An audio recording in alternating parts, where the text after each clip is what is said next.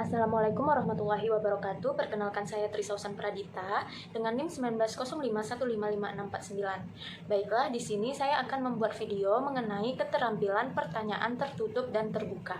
Sebelum itu, yang terhormat dosen mata kuliah konseling individual yaitu Bapak M. Arli Rusandi MPD.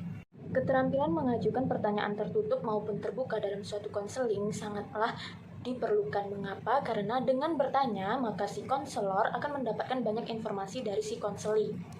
Nah, perlu teman-teman ketahui bahwa pertanyaan terbuka adalah pertanyaan yang sifatnya itu objektif, mengarahkan orang yang ditanyai dan menghasilkan jawaban yang terdiri dari banyak kata yang membuat si konseli itu berpikir untuk menjawab pertanyaan tersebut. Bagaimana contoh dari pertanyaan terbuka? Nah, misalnya seperti ini.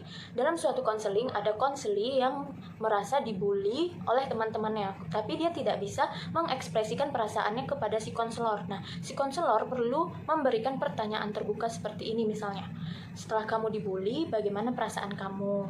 Nah, si konseli bisa menjawabnya dengan berpikir sehingga memunculkan banyak kata dalam menjawab pertanyaan tersebut. Misalnya yang kedua, apa yang terjadi setelah mereka membuli kamu? Seperti itu, teman-teman. Kemudian, bagaimana pendapat teman-teman dan guru kamu melihat kamu dibully oleh teman-teman kamu? Nah, kan kalau di situ kita bisa lihat bahwa pertanyaan tersebut membutuhkan pemikiran untuk menjawabnya dan memunculkan banyak kata-kata. Nah, itulah yang disebut dengan pertanyaan terbuka. Nah, konselor harus pandai dan harus bisa memberikan pertanyaan kepada si konseli sehingga dia dapat memperoleh banyak informasi. Nah, kemudian kita masuk ke pertanyaan tertutup.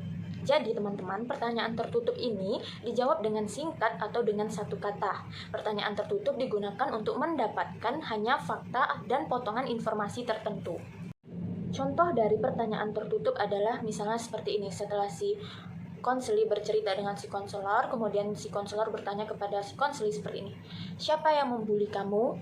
Nah, maka si konseli akan menjawab dengan satu kata, yaitu seperti si Rifka, Bu, yang membuli saya. Nah, jawabannya di situ kan cuma Rifka, jadi tidak membutuhkan pemikiran yang mendalam dan tidak perlu mendeskripsikan pertanyaan yang diajukan oleh si konselor tersebut.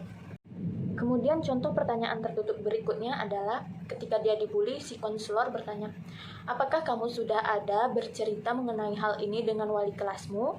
Nah, konseli bisa menjawab ya atau tidak. Cukup segitu saja karena ini merupakan pertanyaan tertutup.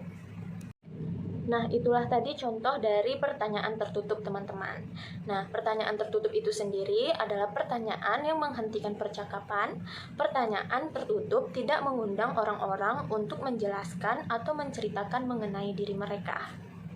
Nah, untuk menjadi konselor yang hebat harus memiliki keterampilan bertanya, baik menggunakan pertanyaan tertutup maupun pertanyaan terbuka, agar dapat memperoleh informasi dengan mudah melalui pertanyaan tersebut terhadap si konseli. Nah, itu tadi pemaparan materi mengenai keterampilan bertanya dengan pertanyaan tertutup dan terbuka.